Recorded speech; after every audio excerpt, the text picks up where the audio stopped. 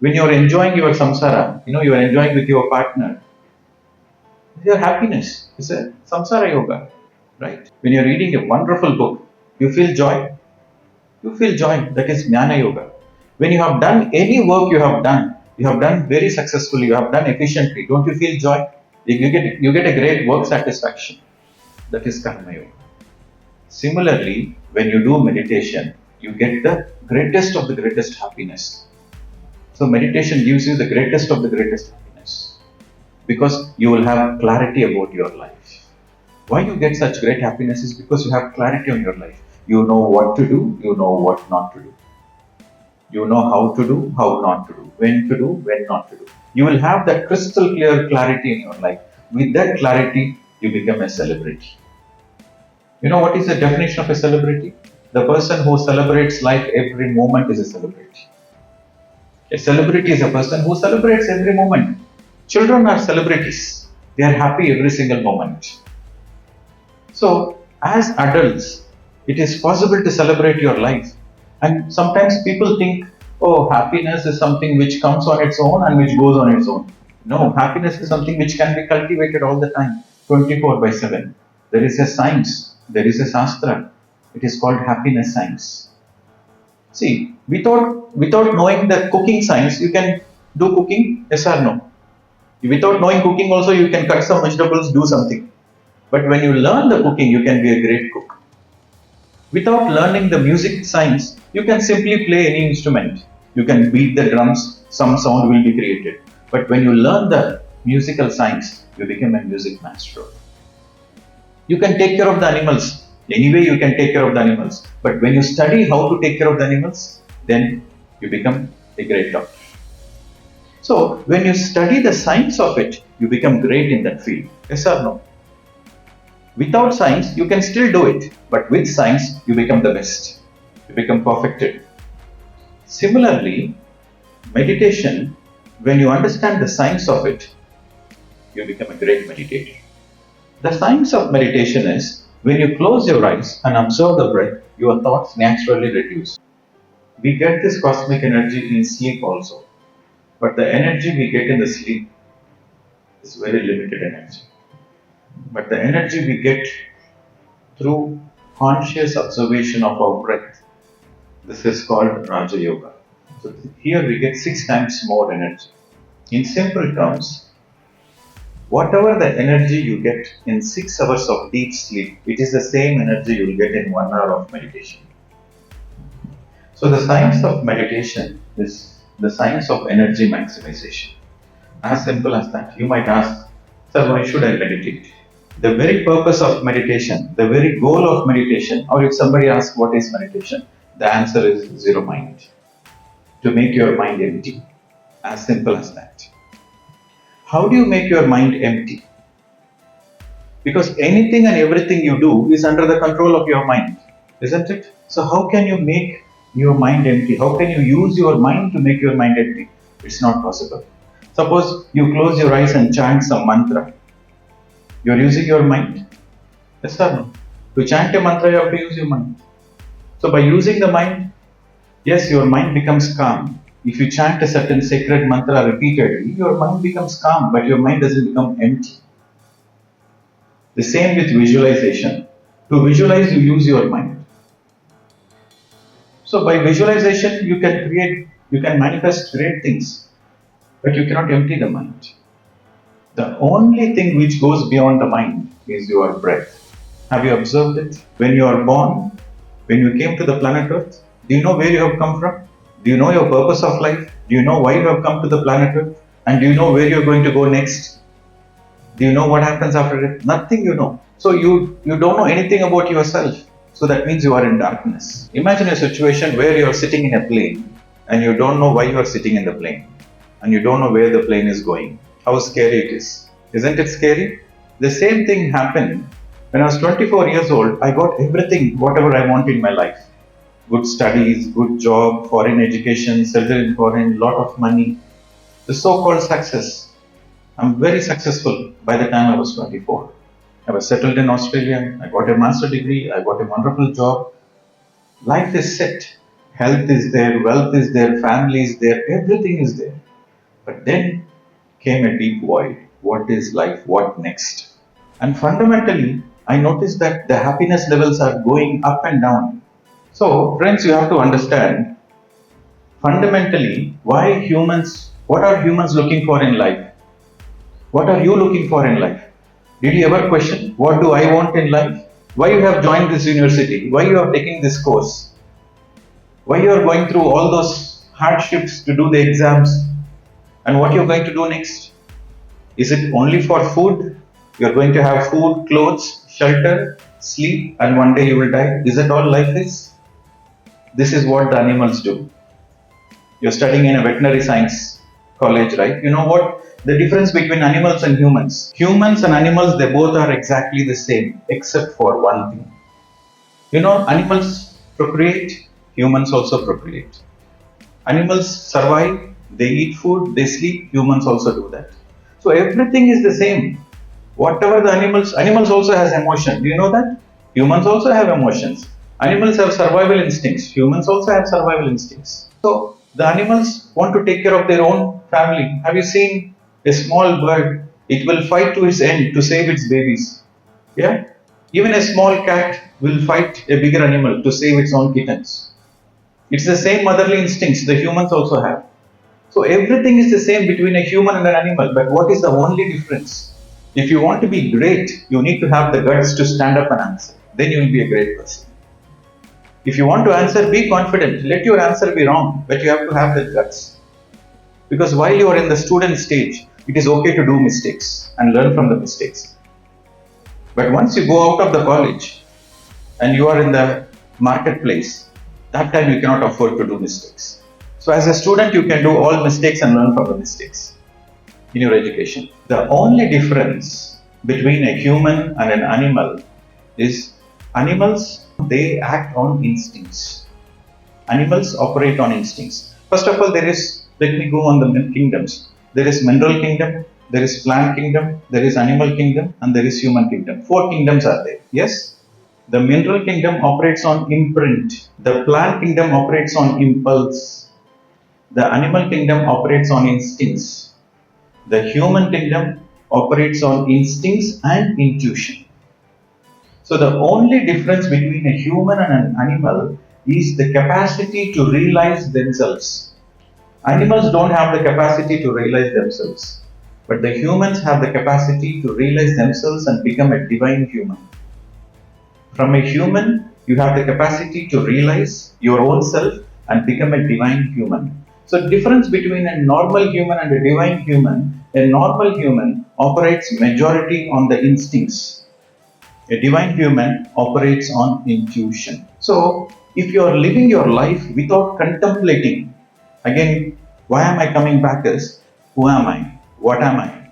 Why did I come to the earth? What is my very purpose of life? Why am I born here? Am I born just to live and die, or am I born for a reason? What is death? What happens after death? What is the bigger purpose of life? What is life and what is death? Is there a life after death? These are the fundamental questions the human should contemplate. That is the faculty the human has, the animal don't have. And if you are not asking these questions, you are as good as an animal. Just living for survival, eating, sleeping, family, kids, getting old, and one day you die. That is not the way you should live. You should live with purpose. You should live with a meaning. You should celebrate life. At the end of the day, the goal of life is Ananda, to celebrate. To live a happy life. Have you seen a newborn child sad? Children are naturally joyful, yes? But you are all once upon a time a children. What happened to your joy? Why you have such long faces? Why you are so sad? What happened to your inner joy? You have forgotten your joy, my dear friends. You have forgotten how to live a happy life. Because when you came to the earth, by birth you are happy. That is what meditation does to you. Meditation brings you back to your original self. Meditation is in English, but in our native language it is called Raja Yoga. First of all, what is yoga? Yoga, the very word yoga means union, like union. Every yoga gives you happiness. What is the purpose of yoga? The very purpose of yoga is to give you happiness. The end result of yoga is happiness. When you are in union, with your own body, that is called Hatha Yoga. When you totally listen to music, when you immerse yourself in the music, when you become in union with the music, it is called Nada Yoga. A male body, a female body, a male mind and a female mind. Two bodies, two minds coming together and living together for the whole lifetime. It is called Samsara Yoga. Any work you do, you are focused on that work. You become union with that work. That is called Karma Yoga. In English, it is called mindfulness. For example, you are cooking, but your 100% focus is only on cooking. You are cutting vegetables, your 100% focus is only on cutting vegetables. You are listening to the class, your 100% focus is only on listening to the class. You are not thinking something else. So that means your body and mind in one place. When your body and mind is in one place, it is called mindfulness. In Sanskrit, it is called Karma Yoga. He is become in one with his karma. Whatever the work he does it with so much dedication. He becomes that work, so that is Karma Yoga. When you are reading a book, you become union, you become one with the Gnana, you become one with the wisdom of the book. Or you are listening to a lecture, you become so absorbed to the wisdom, so that is Gnana Yoga. When you are in union with your physical body, it is called Hatha Yoga. When you are in union with your soul, when you are in union with your Atma, when you are in union with all the 7 bodies, it is called Raja Yoga, the king of all the yogas. We have 7 bodies, my dear friends. How many of you know this? What you see through your eyes is the physical body. That's only the first body. But we have an energy body. The second body is the energy body or etheric body. The third body is the astral body or emotional body. The fourth body is the mental body. Mental body doesn't mean your mental capacity. It doesn't mean how many PhDs you have, how many degrees you have. No. Mental body means your mental maturity, your ability to connect the dots and able to see the bigger picture, your ability to understand the core of life. That is your fourth body, mental body. The more you are into the research of life, the more your mental body expands. The next is the causal body. The next is the buddhic body. The next is the nirvanic body. So we have 7 bodies. I'll give you an example. When you go to sleep, you get dreams. Yes or no? You are lying down in the bed. Your physical body is resting, but in the dream, you are going and speaking to somebody. You are in a different city. You are actively doing some work. Yes, but your physical body is still on the bed. But who is doing all those things? In the dreams, you speak, you act, you travel, you are in a different location, you do many, many things in the dreams. Yes? Your physical body is lying down, then which body is doing that? That is your third body, astral body. In dream, every day this astral body comes out of the physical body and does the astral travel. The astral travel is nothing but the dreams. Your unfulfilled emotions, your unfulfilled desires, your suppressed desires will all come in the dreams, yes or no? Suppose if you suppress the desire, then that desire will be manifested in your dreams. Yes, that is your emotional body. Can you understand? So your dreams are nothing but your astral travel. Your astral body is nothing but your emotional body. So we have 7 bodies. The union with all the 7 bodies is called Raja Yoga. Now the gateway, how do you become union with all your 7 bodies is through your natural breath. So this is the great discovery of Gautama Buddha. Have you heard of Buddha? Gautama Buddha? What is his greatest discovery? Anybody studied Buddhism here? Anybody studied about Buddha? Patanjali is the father of yoga. So in Patanjali's great words, the first step is Sukhasana. The Raja Yoga is very simple. The first step is Sukhasana. The second step is Sukha Pranayama. Sukhasana means sitting comfortable without stressing your body. You should be able to sit for 2 hours, 3 hours completely relaxed. So the Sukhasana means not sitting straight. Sukhasana means lean back. Comfortably sit. Your backbone doesn't need to be straight. There are some practices which the teacher says you should sit straight. You don't need to sit straight for Raja Yoga. For Hatha Yoga, yes, you need to sit straight. But for Raja Yoga, it should be Sukhasana. The first step is Sukhasana, the second step is Sukha Pranayama. So when you clasp your hands and cross your feet, you know what happens? The body goes into a stable posture.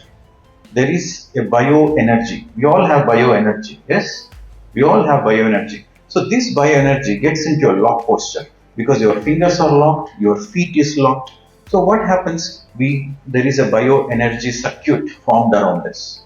So this bioenergy circuit makes us to sit stable for a long time. Number one. Number two, there is no leakage of energy. So the first step, Sukhasana, make sure there is no leakage of energy. The second step, Sukha Pranayama, that means Sukha Pranayama means natural breath. When you observe your natural breath, you gain energy. You have experimented, yes or no? Only 10 minutes you meditated, but in that 10 minutes, you just close your eyes and observe the breath. After 10 minutes, you feel fresh. The feeling of freshness is because of energy, cosmic energy, my dear friends. The only difference between a normal person and a great person, a normal person is not sincere in his life. He is not serious in his life. A great person is sincere in his life and serious in his life. Sincerity and seriousness, this is the only difference. Even if you want to be a great businessman, or you want to be a great employee, or you want to be a great leader, or you want to be a great yoga teacher, or you want to be a great enlightened master, you need sincerity and seriousness. If you want to be great in anything, even if you want to be a great cook, and suppose you are studying veterinary doctor course, even if you want to be a great doctor, if you are not sincere in your studies, can you be a great doctor? You cannot be a great doctor. Or you have studied well, but you are not practicing it sincerely. Can you be a great doctor? You cannot be a great doctor. So it is the sincerity and seriousness which makes all the difference. Now, what happens when you become sincere? What is the definition of sincerity? Sincerity means you really need it from your core of your being. You really need something from the core of your being. You really need to do something. You really want something from the core of your being. That is called sincerity. And seriousness means practice. Every day, regular practice you are doing towards the goal. That means you are a serious person. So, sincerity and seriousness is the only difference between a great person and a normal person. A person with sincerity and seriousness, he can fail in many attempts, but he will eventually be successful. But a person who is not sincere, who is not serious, he can never succeed. Now, coming back to meditation, why does meditation matter for a student's life? Why does meditation matter for a teacher's life? Why does meditation matter for any human? Have you ever questioned this? Why should I learn meditation? The more you do meditation, the more naturally you become sincere towards your life. The more naturally you take responsibility. The more you practice meditation, the more you take responsibility for your life, my dear friends. And greater the responsibility, the greater you become a responsible citizen. You become responsible to your own life. You will question fundamentally what is life, why am I doing this? You will not be a blind follower. You will fundamentally question why am I doing this? What will I get? What is the objective of my life? You will not waste time. Every minute is precious. You will put it onto good use. So these things comes very naturally when you practice meditation. Now, first of all, meditation gives you two things. Number one, it gives you energy, which you have experimented. Number two, it gives you clarity. Without clarity, you are a failure in your life. Do you agree that? When there is no clarity in your life, you are a failure in your life. Do you agree to that much? Most of the people suffer because there is no clarity and there is no priority in their life. They don't have the perfect priority and they don't have the clarity. You can be the greatest of the greatest doctor, or you might have got government job, or you become a great businessman, you're earning a lot of money. But if there is no clarity in your life, you are a failure in your life. There is no meaning because there is no clarity and there is no priority. Meditation gives you two things. Number one, energy, and number two, clarity. With energy and clarity, it is a deadly combination. It's a very powerful combination. You become a great person. Whatever you do with such great precision. And many people, especially the teenagers or people who are in their 20s, they go through wrong relationships because they don't have clarity about life. They choose wrong relationships, or they get easily addicted to games, to mobiles, to social media. What all nonsense they get addicted because there is no clarity in their life. The more you meditate, the more you will have clarity, and more you will have priority in your life, the more you will become a successful person. As simple as that. And You see a bird flying by the window, then your attention goes to the bird, so your mind is there. So where your attention goes, your mind goes there. So mind is there all over your body.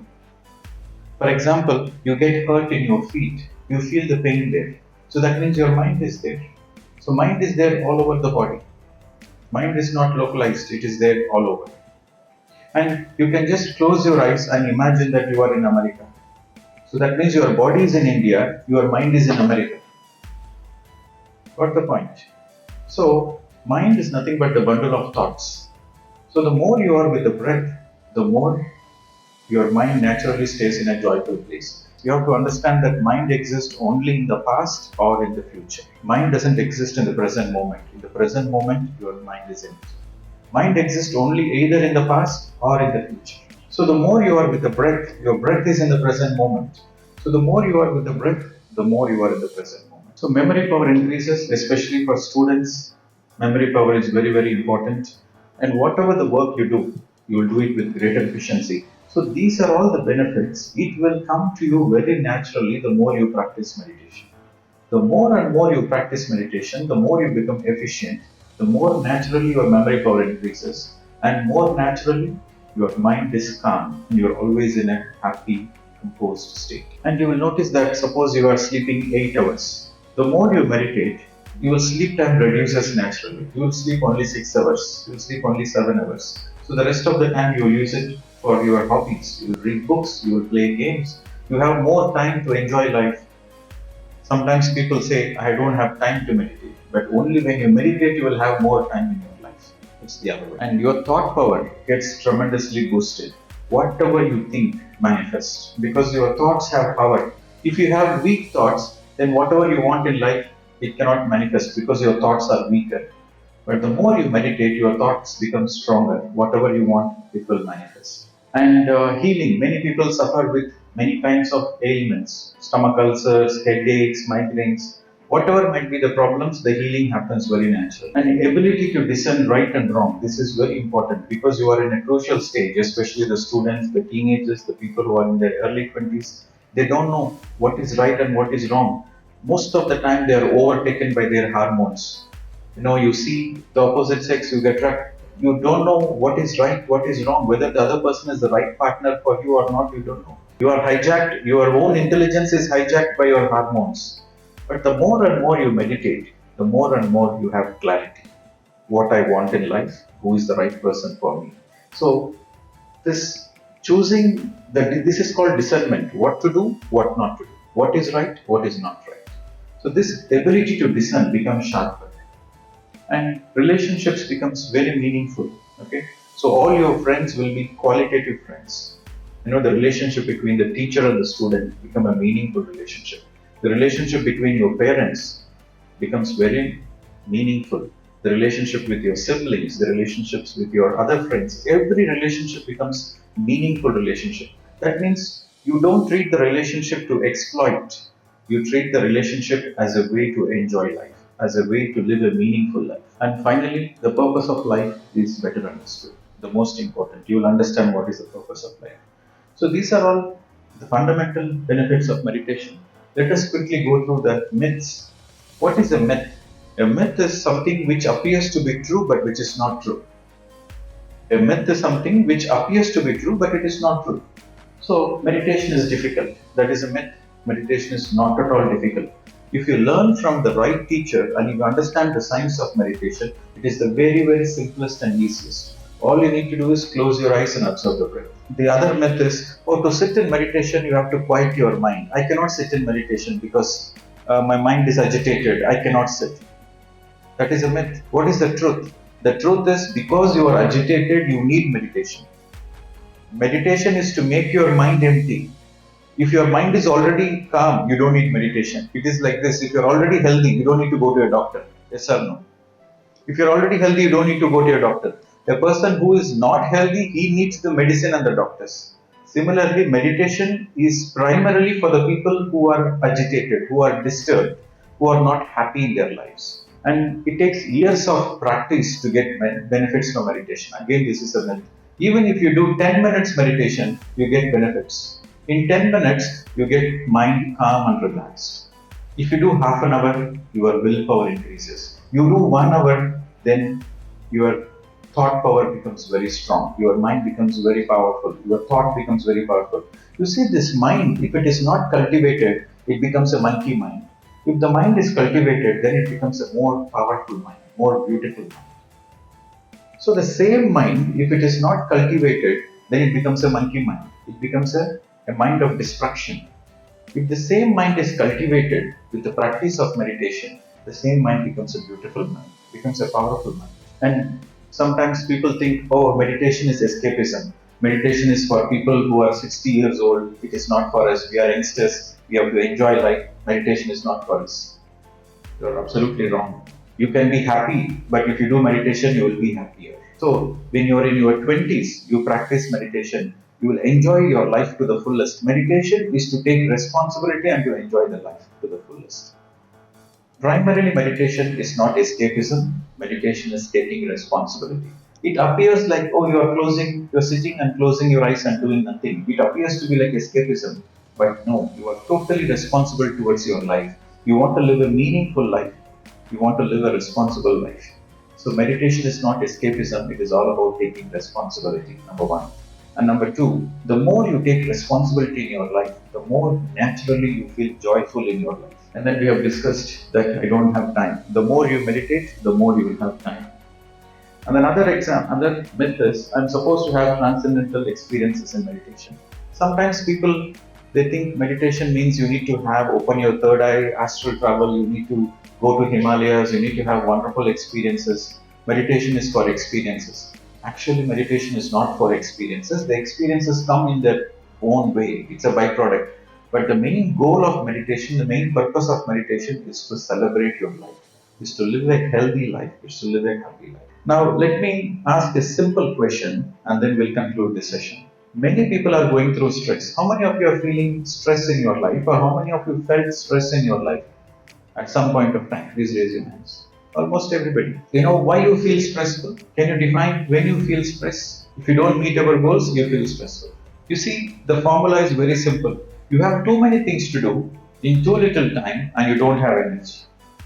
When you have too many things to do in too little time and you don't have energy, then you feel stressed. If you have so many things to do, so little time, but you are full of energy, will you feel stress? You will not feel stress. You have a lot of things to do, but you are full of energy. Will you feel stress? You will not feel stress because you will have the confidence. Whatever might be, I'll be able to finish it. Because it is the energy factor which matters. You see, the work cannot be compromised. Whatever the work we have to do, we have to do. Whether it is getting ready, cooking for the children, or going to the classes, finishing the project reports, assignments, studies, exams, nothing can be compromised. Work cannot be reduced. It has to be done. And number two, everybody has 24 hours. Time cannot be changed. So work cannot be compromised. Number one, time cannot be changed. But the only factor which can be changed is the energy. Stress happens when there is so many things to do in too little time and you have no energy. So you have so many things to do which cannot be compromised, and time is the constant factor, but energy you can increase. The more and more you do meditation, the more and more you increase your energy, more naturally you come out of the stress. In spite of all the work, in spite of all the pressures, you will not feel stressed. You will feel pressured, but you will do it happily. You will not feel stressful. Feeling pressured means yes, you have a lot of work to do, short little time. But still you'll be able to do with a smile on your face because you have more energy. So, this is the one experiment I want to tell you for all the students. A very simple experiment which will help you not only for exams, not only for studies, it will help you the whole life.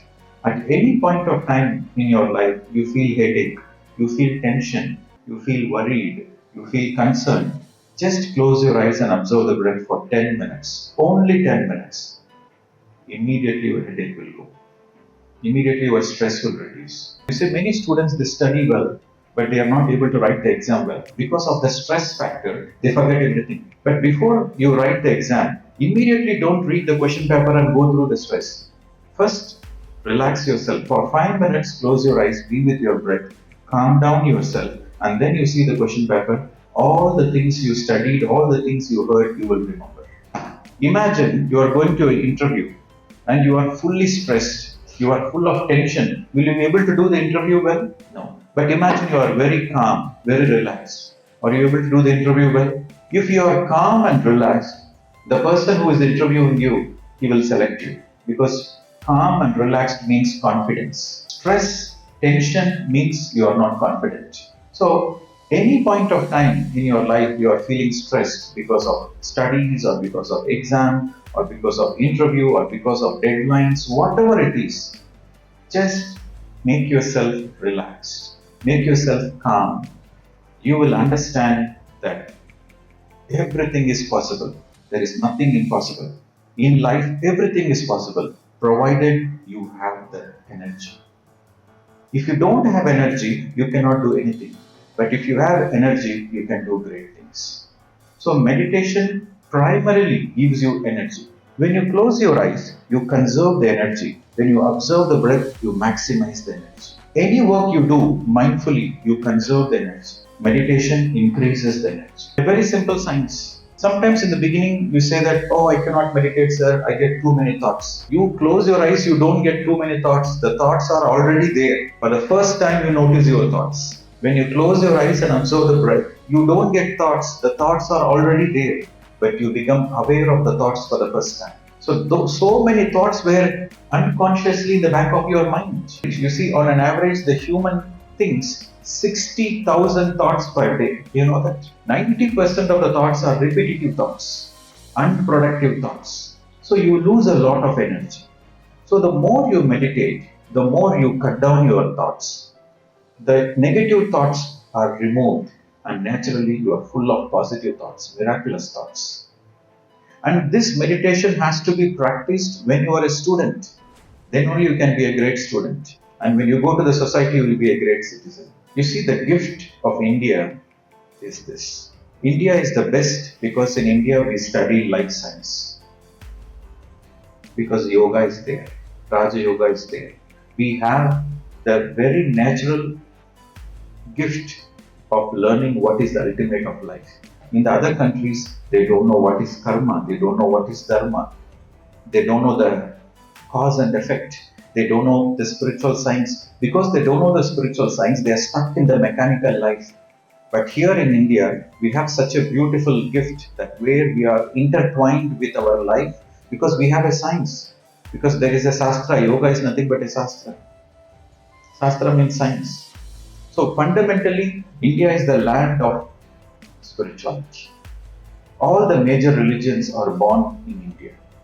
So that is the greatest gift. That is why we call it as a karma bhumi. Right? So this study, live the life. Don't live like an animal. Live like a human. If you are only surviving, going to job, earning money, going home, children, wife, husband, and you get old, die, that is an animalistic life. But when you follow your dharma towards yourself is self-realization. Moksha is your self-dharma and seva is paradharma. The duty towards yourself is swadharma, the duty towards others is paradharma. Swadharma and paradharma, this is the spiritual science. So when you do dharma towards yourself, that means you take care of your body, you take care of your health, and you take care of your atma, you take care of your soul through meditation, that is swadharma. You take care of your family, that is paradharma. You take care of the society, that is paradharma. You take care of the country, that is paradharma. You take care of the whole world, that is paradharma. So when you do your swadharma and paradharma, that dharma will protect you. Dharmo rakshati rakshita. When you do your dharma, that dharma will protect you from all the suffering. When you imagine your life, no suffering in your life, you are full of happiness and celebration. That is nothing but moksha, liberation. Liberation from all the suffering. When you take meditation in your life, you will save yourself from needless suffering. Unnecessarily, people are suffering because of wrong choices, wrong priorities, lack of clarity. When you have clarity, your priority comes in the right order. When you have clarity and priority, then naturally you become a celebrity. You have to make your crucial decisions at some point of time in your life. In life, you will face challenges. No matter what, you will face challenges. And who is going to guide you? Who is going to tell you what to do, what not to do? Nobody is going to guide you. You have to guide yourself. A person who guides himself becomes a great leader. So, meditation is the one simple thing which is going to help you, which is going to guide you to be a great leader, to be a great citizen, to be a great human. Okay. Thank you very much for this opportunity.